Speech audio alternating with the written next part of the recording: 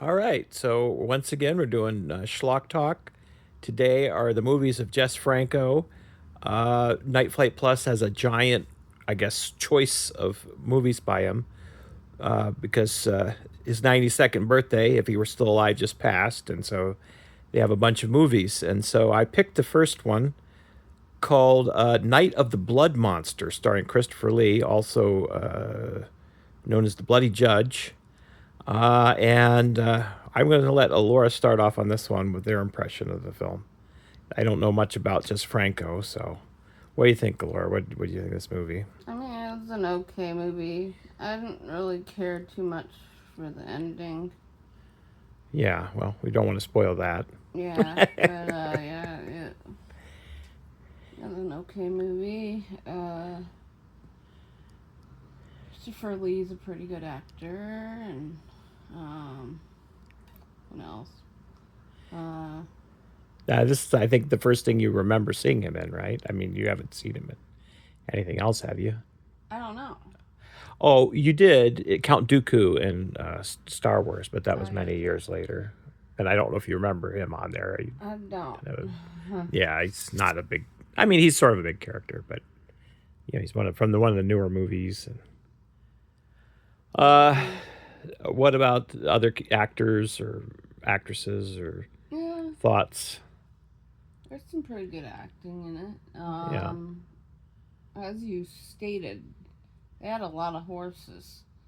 Oh. Uh, I'm and I don't know. The story was all right. guessing it's based on actual history. I mean, this William of Orange coming in to take over from Yeah. the whoever's on the throne. It's just kind of like one of those old witch hunts.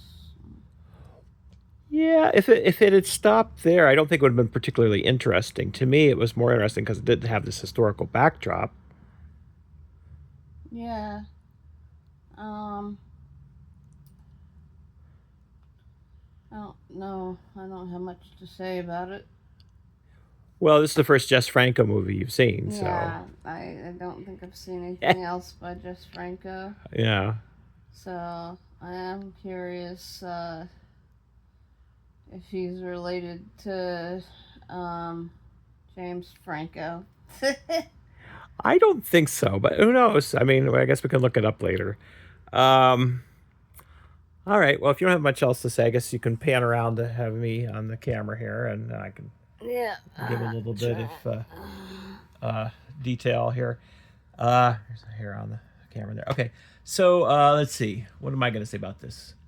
So Jess Franco was started out as a top-notch director, and I mean, he's directed something like 270 films in his That's lifetime. impressive. Yes, yes. Now, the interesting thing about him is he left his native country of Spain in 1959 because it was under strict censorship there. Whoever the leader was, I think it was sort of a dictatorship, but I don't really know much of the history of anything. Like even this movie had a lot of historical detail, and I don't really know any of it. Now, I mean, I'm actually more interested in the history now having seen the movie. So I guess that's one thing to say about if you watch historical drama, that it actually sort of brings the history to life. This movie is pretty impressive with some of the battles and things. Like you're not expecting this. I mean, this movie's called Night of the Blood Monster. You're expecting a witch hunt type movie, trials and so on. And then it goes into all this historical detail with battles and the people in the on the horses and cannons firing and stunts with actual horses falling over with the riders dropping off and just a lot of Yeah, that. hopefully none of the horses got hurt during filming. I'm pretty sure they were all trained to do all that stuff. I'm sure that there were horses injured, maybe not in this movie, but probably doing these stunts throughout all the different films. There's probably been some horse injuries. That's probably why now all this would be CG. However, I thought it was kind of cute. The horse they had laying down at the end that had its kind of hooves up because it's supposedly injured, but it was like pretending to be injured, and that was kind of cool. Like like the horse wrangler, whoever the horse wrangler was for this movie, must have been really good. Is what Yeah. I feel. What else? The torture's a bit hard to watch. They ended up Yeah. putting in these scenes that I guess were probably had been removed for certain uh, regions that they stuck back in here on Night Flight Plus that weren't translated into English. So they were in German, and so there's no idea what they're saying, which is kind of frustrating. Because they have this scene where the one kind of, I want to say she's sort of a protagonist. I mean, if this movie has protagonists, she's definitely a central character, so definitely a supporting character named Mary, who um, the executioner, and for whatever reason, has this sort of perversity about him that he wants to have her, this other prisoner that was might have been dead. I don't know. It wasn't very clear. Have her go over and like address her wounds with like her tongue, kissing her and so on. And so there's sort of this humbleness about it, and she just kind of does it. I don't know what the reasoning was because it was in German and I don't understand what they were saying. But it actually brought me back to the movie Martyrs, the remake that you showed me of Martyrs. Made me think of that movie, and I don't know if that you haven't seen the original Martyrs either, so Yeah, that's what I wanted to watch was the original, but yeah. But that's what it made me think of, that and one's in French.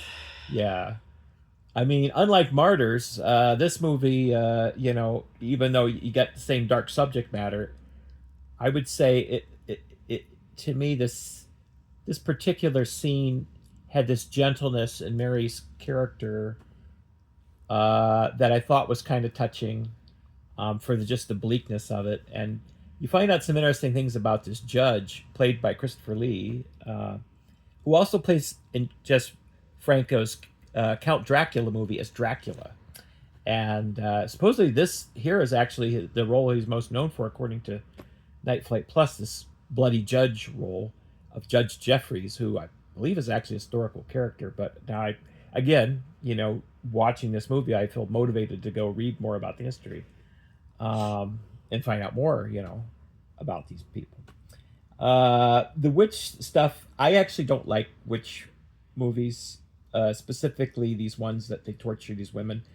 There's Yeah. this book I read by Carl Sagan called Science is a Candle in the Dark. It's the subtitle of it. It's called The Demon Haunted World. And Carl Sagan goes to great lengths writing an entire chapter about the millions, I don't know if it was millions, but just the sheer number of people that were killed in these witch trials in Europe and so on.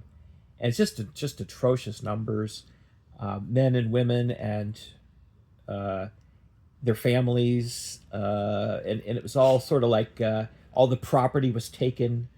So sort of like the rich getting richer from these poor victims. Just you got on the wrong side of somebody's, I guess, personality, and they would just kind of come back and declare you a witch, and next thing you know, you get declared a witch, and so it just goes on, and yeah, it's just absolutely awful. Um, so knowing about the history of it makes it hard for me to watch these movies. Now, Jess Franco is back to his start. So he got inspired. He went to see Hammer Films' Brides of Dracula, and so he and I guess some of his friends, who I think were producers, decided to go into the movie making business, doing horror films specifically. And then Jess Franco himself decided to eventually move into soft porn, along with just whatever he wanted to do, since again left Spain to do these, kind of have free reign to do whatever he wanted to in his movies. And I would say the movies are probably, could be stronger for it. I mean, the fact that there's 270, he's got to develop some experience. So part of our watching today, while I did pick some horror titles to start out, we'll probably pick one later, which Laura will get to pick. So I don't know what it's going to be yet. But these ones I picked were early ones, right when he kind of got free reign to start doing what he wanted to do. Yeah. This particular one was supposed to be a production of 6 different countries. And reading about on Wikipedia, it sounds like it kind of went all over the place. Like the guy that Jess Franco was working with, who I forget what his name is, he was the one that was insisting, let's have all these different people working on this movie. And I mean, I think the movie's a bit of a hodgepodge as a result. Again, how streamlined is the different part of the historical versus this torture? Because you got both parts kind of butting up against each other, and there doesn't seem to be a smooth transition between the two. Um, Still, the amount they get into this movie that's not that long is pretty impressive. I mean, there's a couple slow scenes, but and I will mention Jess Franco's movies are generally pretty slow moving. This one here is pretty well paced though. Overall, I'm pretty impressed with it. I would say this is probably the best of the Jess Franco movies I've seen so far. Although supposedly the Count Dracula that I've seen is supposed to be very true to the book, as opposed to the Universal Films Bela Lugosi version back in the 30s, um, which was actually based on stage play, from my understanding. Okay, I could probably go on and on about this movie. Is there anything else I wanted to say about it? I'm trying to think if there's any last just specifics. Some of the characters are very interesting. Um, the arcs of the characters, even, like, for example, Mary, I guess it's Mary's mother or something, who says there's this terrible things are going to happen to Mary, but then she's going to kind of get out of it, and you don't really know whether what she's saying is true or not. I mean, it could be this woman who thinks that this is going to happen, and uh it's interesting also how they had Christopher Lee's character play. Uh, they have another character that's more of a villain than him, and he's really just trying to uphold his position as judge, and they do portray him that way. I mean, he's not totally impartial. He does have his vices, but the way it is, the way it kind of progresses with his character is very interesting. Like, he has nightmares about these sentences he's had carried out. And so, and I mean, some of this is pretty gruesome. I mean, even though you don't see a lot, it's just the implication. You see bodies hanging everywhere, which oddly enough remind me of the doctor's office. I don't know why, but they were just like hanging around waiting to get seen, but not to be healed, but just instead to be wounded. So it's like the reverse, but I don't know. It was just odd doctor's office parallel for me.